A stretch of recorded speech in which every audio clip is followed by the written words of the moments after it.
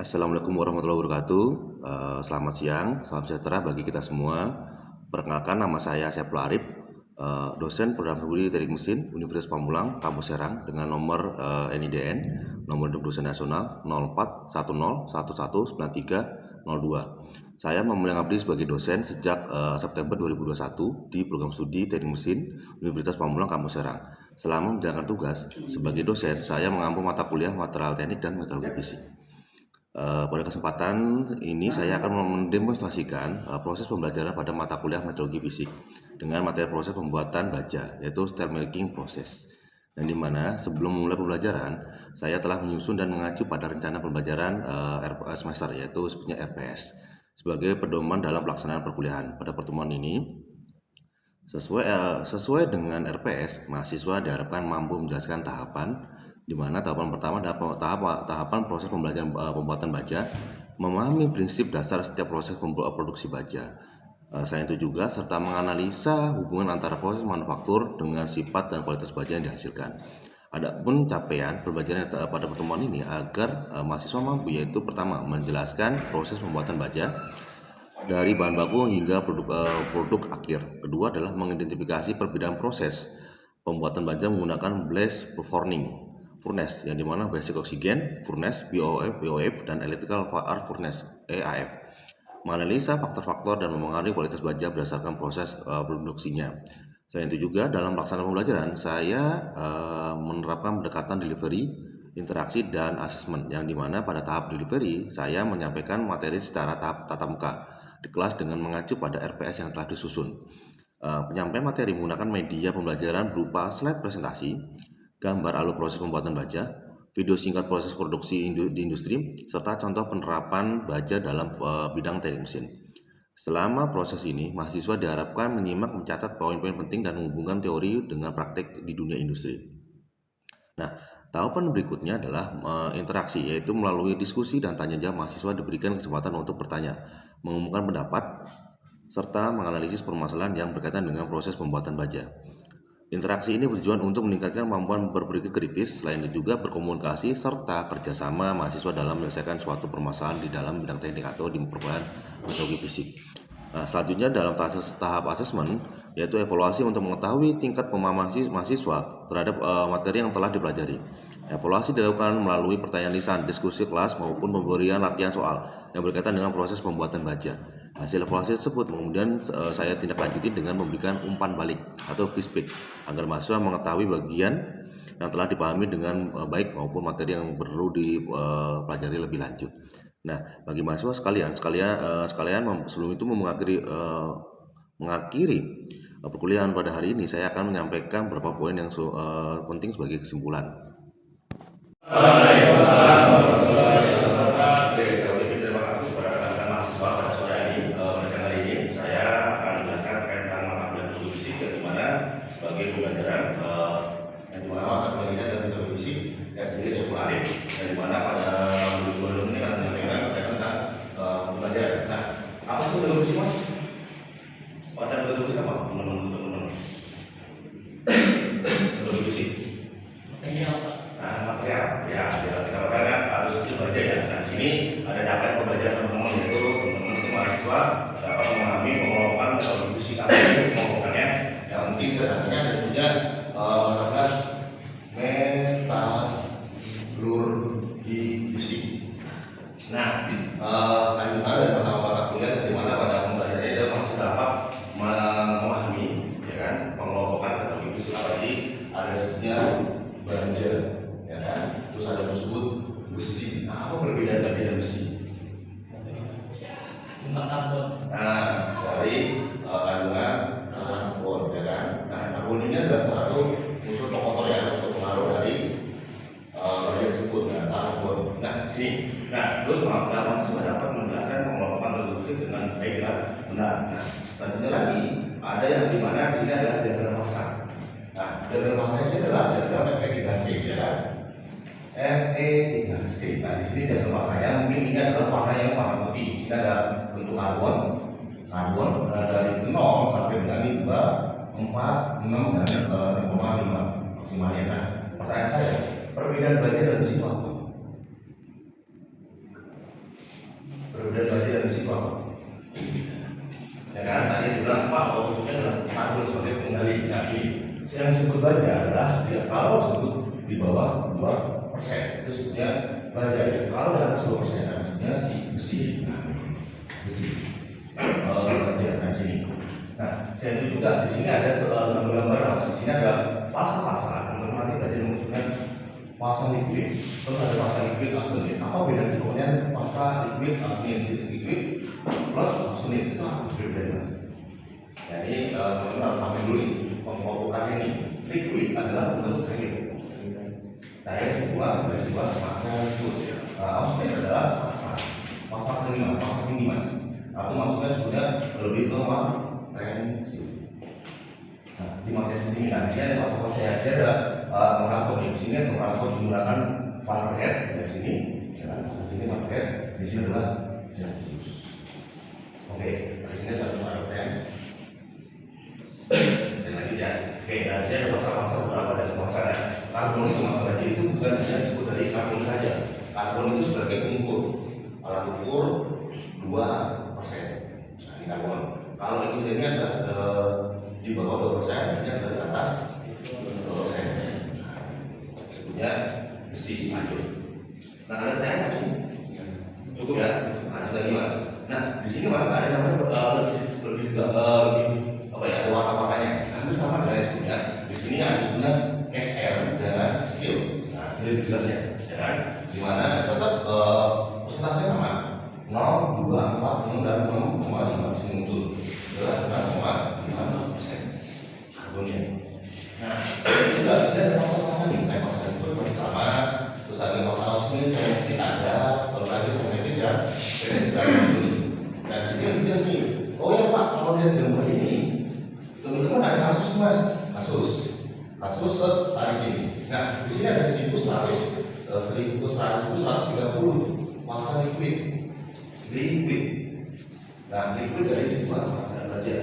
Dan apa sebut baja itu kita sebut melting, itu kita ya. Kalau yang cair, meleleh, bedanya apa mas? Mencair atau mencair? Mencair atau mencair? Apa mas? Mencair atau mencair? Mencair. Kan ada sifat-sifat baja yang menyembunyi, ya kan? Mencair, menguap, dan meleleh. Apa itu mencair mas? Perubahan dari zat padat menjadi zat cair. Nah, itu sebelum cair. Baja juga sama mas. Kalau teman lagi main gampang dari sepatu, ya kan? Sepatu yang padat dari cair cuma gampang. Tapi apakah di baja bisa mas? Di sini di suhu 130 derajat Celcius itu untuk meltingnya atau sebutnya titik cairnya. Nah, jadi di sini mas. Nah, tadi pak, kalau misalnya kita tahu dari mana pas sebutnya dengan pasti mas sudah di tungku atau sudah furnace. Nah, furnace itu untuk kami mengakui mas. Oh ya pak, saya kan pernah lihat kerja ya di sebuah itu tempat di besi. Mereka bikin bolong, ya kan itu kan sama kan saya. Tapi apakah yang tempat di bolong itu ada temperaturnya juga ada mas? Tapi dia berikut menurut apa sampai dengan suhu 900. Tapi apa sampai 1000 nggak mungkin mas? 1000 itu benar air. Kalau 900 mungkin masih bisa berubah. Makanya baja itu bukan di 900 sampai dengan 923 itu. Nah, selanjutnya ada pertanyaan nggak mas? Silakan. Lanjut ya, lanjut lagi. Nah, lanjut lagi di sini mas. Di sini mas apa? Di sini warnanya jadi apa? Warna apa? Kita hapus dulu. Ya, kita hapus. Yang dimana di sini ada nah nih kita lihat sini ada warna-warnanya mas. Warna-warna kelihatan kan? Di sini ada warna kuning, ya kan? Warna kuning. Di sini ada warna hijau. Nah, terus di sini ada warna ungu. Nah, perbedaan warna-warnanya apa maksudnya mas? Di sini ada warna-warna ada merah, ada oranye, ada pink ini. Sebenarnya sih warna-warna ini menunjukkan batasnya. Batas dari sebuah itu diagram punya Fe3C sama ini. Ya, pertanyaan saya, teman-teman, kenapa sebutnya Fe3C? Karena mas ada pertanyaan besar. Apa kemudian kenapa mas sebutnya sini sebutnya Fe3C? Kalau maju kan mas, maju. Kemudian apa ini warna hijau sama sebutnya predit. Ada predit tadi itu, ada semetit, ada auxiliary, terus ada predit semetit. Nah ini, Pak, kenapa di sini berapa magnet? Kenapa di sini berapa Celsius? Mas di sini dulu mas sana, ya kan? Ini dulu mas. Oke, 1 derajat Celsius berapa magnet mas? 1 derajat Celsius, 100 derajat Celsius berapa magnet?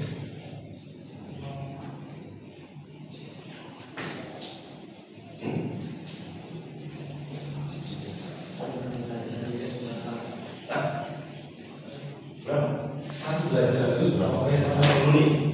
Temperatur ada berapa ya mas? Yang mas ketahui? Mau buat perkenalan ini, yang mas ketahui apa aja? Celsius, derajat Celsius, terus Fahrenheit, magnet, terus apa? Remur, oke remur, Kelvin, terus tadi ini apa? Oke, tadi berapa ada itu mas? Ranking mas, ranking, sama ranking. Nah, oke, Celsius berapa mas? 23. Ini apa? 27 mas ya. Remur? 32 masih dalam pak? 32. Ya, 32%. Yang benar benar mas. Ini ada yang termo mas. Menggunakan termo nanti belajar panas. Ya kan? Panas itu digunakan di sini mas. Mengetahui. Kalau mas dari sini kan, Pak, temperatur. Oke, pertanyaan saya mas. Cara menaikkan temperatur dari 0. Ini mas, saya dulu ya. Saya terus. Nih, saya dulu di sini. Cara menaikkan suhu. Jadi, teman-teman suhu naik ini, suhu dari 0 ke ini kan 210 ya, sini 210 naik ke 723, naik lagi menjadi 910, naik lagi sini menjadi 1130. Cara naiknya gimana? Mau ke sini mas? Cara naikkan suhunya apakah perlu pembakaran? Apa dinaikin listriknya? Atau bagaimana? Pembakaran, bagaimana naiknya? Apakah di steam dulu? Dibuat vakum? Atau bagaimana? Ya, oke, satu itu steam. Naik mas. Di sini temperatur itu waktu mas naik. Nah, dan ini mas harus mengetahui berapa lama waktu yang dibutuhkan. Misalkan nih, kita kan suhunya di sini adalah sekitar 25 derajat dan 30. Nah, suhu di AC adalah 17 derajat Celcius. Karena kalau suhunya kan butuh waktu kan, kalau tidak ada sama ini mas. Terus naik lagi sini naik di suhunya baru ditarik, tahan. Soalnya gini, kalau mau masukin pembakaran, kalau tarik itu sudah turun. Naikin, terus dinaikin lagi, ya kan? Terus naikin 723, lagi 20, terus nah ini mas. Nah ini nanti bentuknya seperti ini mas. Diagram body time, pendinginan. Terus ada sebenarnya quenching. Quenching itu sebenarnya pendinginan. Nah ini sebenarnya karbon error level saya diagram di sini mas. Dulu apa aja sih mas? Di sini ada liquid, ada solid, solid, ada karbon dan sebagainya. Oke, saya bersihkan teman-teman.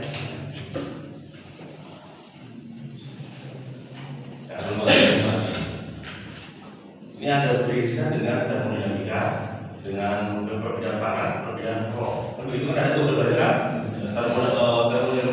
termodinamika dasar. Oke, hukum termo satu ini apa? Hukum termo satu kan ada termo dasar kan? Oke, udah belajar termo dasar kan ada termo lanjut nanti ada mata termo lanjut mas. Terus yang ketiga itu ada sebelumnya ada berarti namanya perbedaan panas, ya kan? Ada perbedaan kalor. Nah, hukum termo satu berhubungan energi tidak dapat diciptakan. ya, itu kekerasan mas.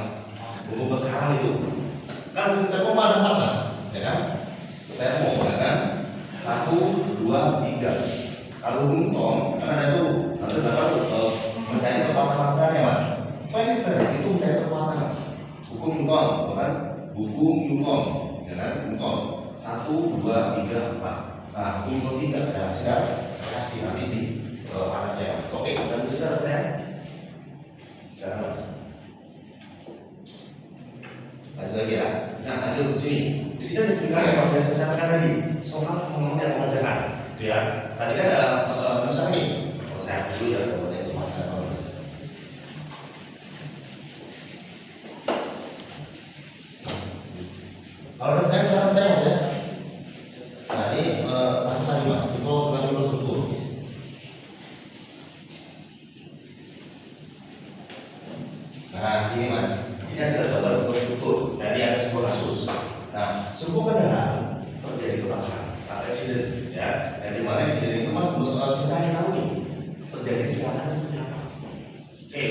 Kalau nanti api terjadi bencana apa mas? Kalau seperti gambar ini deh, kelistrikan, terus kebakaran, sudah kebakaran juga bisa mas.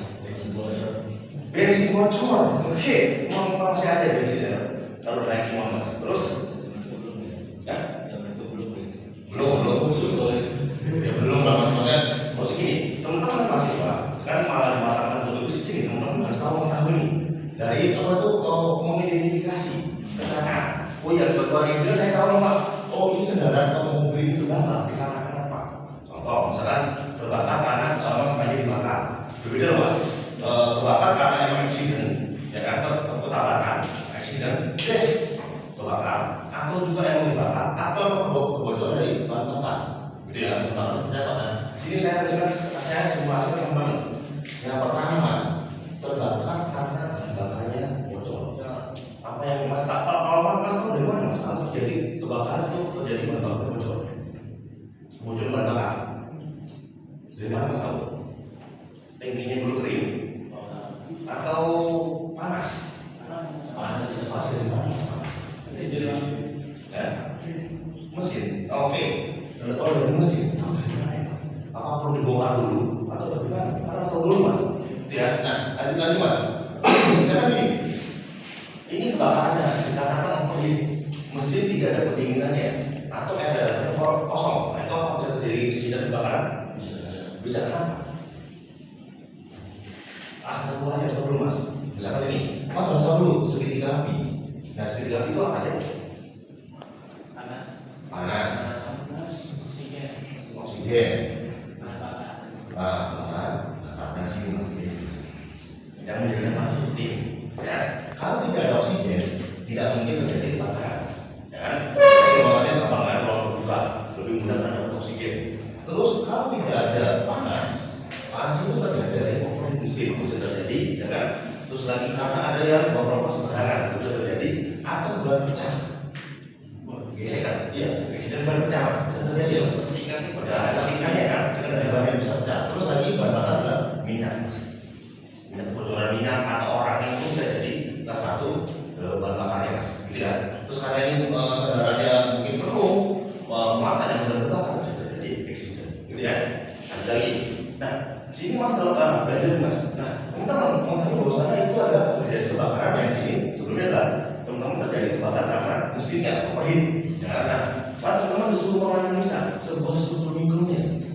apakah mungkin kalau terjadi kebakaran apakah mungkin fasanya efektif mungkin dengan di sini dengan fase aslinya 150 apa bisa terjadi bisa kenapa bisa mas reaksi keras yang berada pertanyaan saya api itu sebenarnya berapa 100 derajat bikin kopi mana mas nambah rokok Samsung mas belum bisa ada lagi ya mas tahu dulu mas ini ada satuan mikro ini adalah mikrostruktur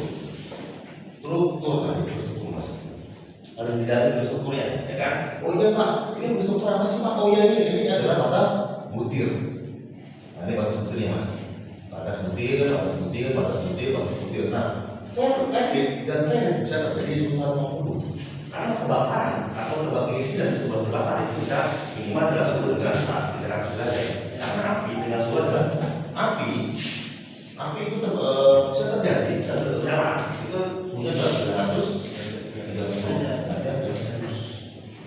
Oke hati-hati teman-teman ya teman-teman harus hati-hati bahwasannya nanti adalah suhunya menggunakan derajat Celcius bukan Fahrenheit bukan Fahrenheit atau Kelvin. Pak kenapa perbedaan antara Fahrenheit yang Fahrenheit dan mungkin adalah cuaca mas cuaca di Indonesia panas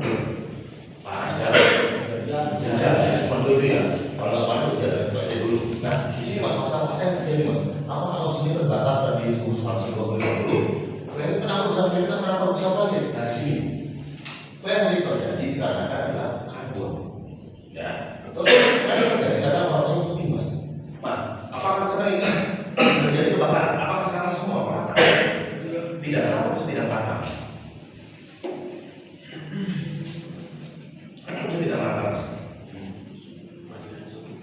perbedaan suhu terus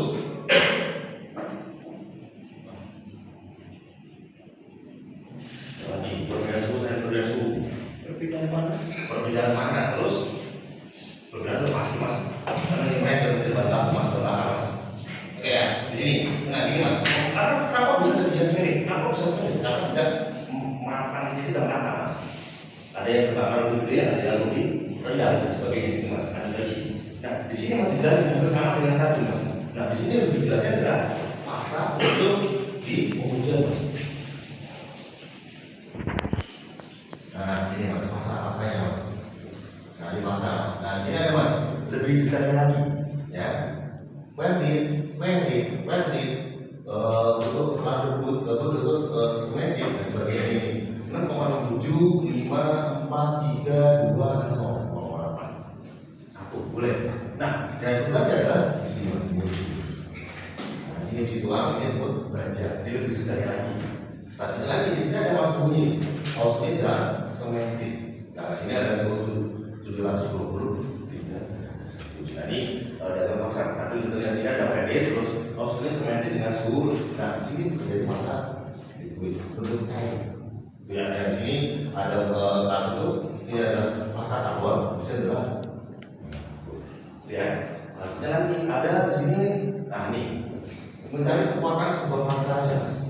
Nah mas Sofi mas, oh iya pak, kalau misalkan temperaturnya itu sampai tinggi, apakah badannya kuat? Misalnya kita panas ini sampai ke 1130 derajat, sampai jauh warna merahnya mencair. Apakah makin panas makin kuat atau gimana mas? Karena mas, harusnya heat treatment, treatment. Ini mas, heat treatment, pemanasan. Lalu kalau di sini mas, pak, ini apa sih pak?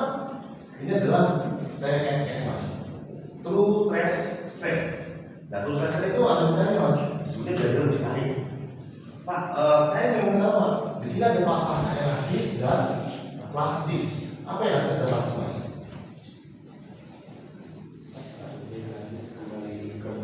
Ya kan, sebuah material tapi yang lebih beban, itu semula itu semua sebutnya elastis mas. Nah contohnya ini. Nah, tapi yang disebutnya nanti memang nanti belajar disebutnya adalah dinamis. Beban dinamis mas, beban dinamis contoh ini. Oke, ini contoh sebuah bangku mas.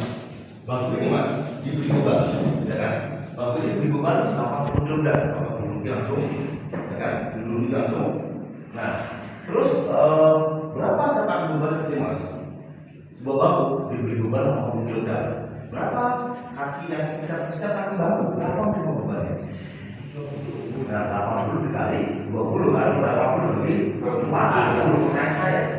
Kalau misalkan beban itu di ketinggian 3 meter, ya, terus angkut datang sini dengan beban 80 kg dengan ketinggian 3 meter, apa yang terjadi mas? Apakah masih beban siap menerima beban? Bebannya sama, apa tidak? Darat.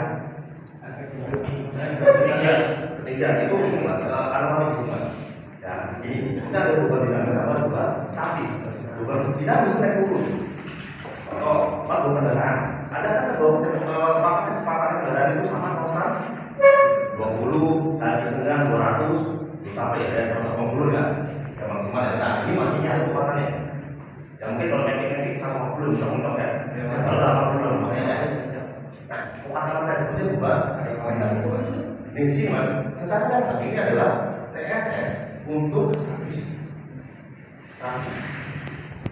Mas, gitu. Nah, tapi statis mas harus mengetahui kekuatannya ada seperti dan basisnya. Apakah itu berlaku? Tidak mas. Hanya berlaku di statisnya saja. Hanya berlaku di statis, tidak untuk yang dinamis. Itu ya. Oke, ada pertanyaan harus ini. Cukup. Oke, mungkin dulu saya cukupkan kepada sore hari ini. Terima kasih untuk video pembelajaran karena kami untuk metodologi fisik ini. Sekian, terima kasih. Wassalamualaikum warahmatullahi wabarakatuh. Waalaikumsalam. Silakan saya Mas. Baik mahasiswa sekalian, sebelum kita mengakhiri perkuliahan pada hari ini, saya akan menyampaikan beberapa poin penting.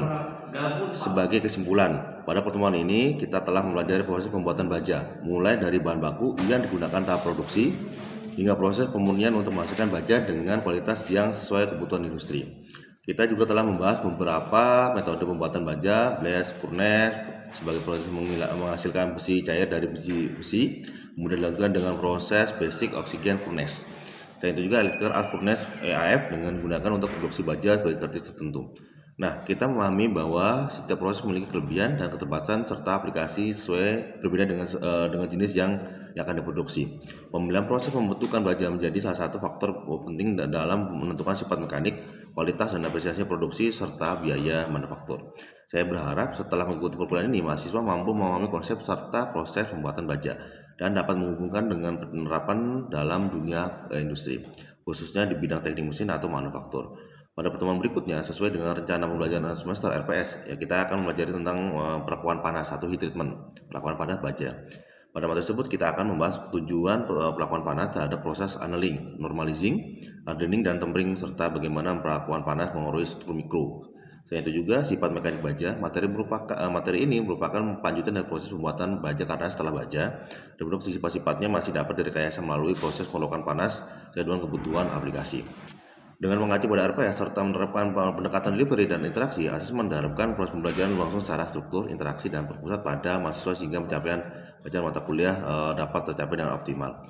Melalui materi ini diharapkan mahasiswa memahami bahwa setiap proses pembuatan baja akan mempengaruhi kualitas dan sifat mekanik materi sehingga pemilihan proses baja harus sesuai dengan kebutuhan aplikasi di industri. Terima kasih atas perhatiannya, partisipasi selama perkuliahan hari ini. Sekian, terima kasih. Wassalamualaikum warahmatullahi wabarakatuh.